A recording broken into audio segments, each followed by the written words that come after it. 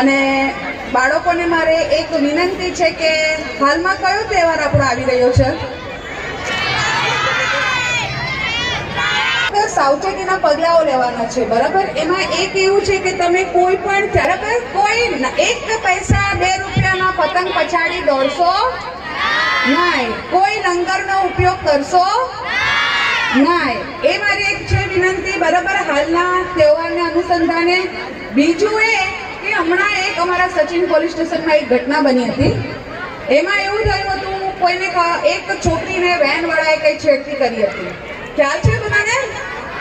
બરાબર. એમાં એ છોકરીને અમારો એક સી ટીમનો અવેરનેસનો પ્રોગ્રામ તેમજ મારા કનકપુર ચોકીમાં જે મેં બધા બેનરો લગાવ્યા છે, બરાબર, ચાઇલ્ડ હેલ્પના અને બધી હેલ્પલાઇનોનો ઉપયોગોના નંબરો મેં જેમ પ્રસારિત કર્યા છે, એમાં એ છોકરીએ કેટલી બહાદુરી બતાવી, બરાબર, કે એણે એનો બહિષ્કાર કર્યો.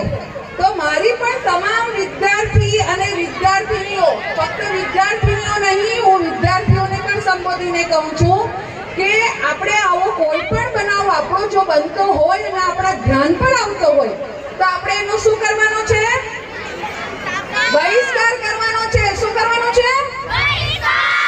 બહિષ્કાર કરવાનો છે. અને તમારે તરત જ એની જાણ, જેમ આ છોકરીએ તરત જ વેનમાંથી ઉતરીને કોની કરી? એની સખી જે હતી એની મમ્મીને કરી. તો કોઈએ આ વસ્તુથી બીવાનું નથી અને સામે આવીને હિંમત રાખો.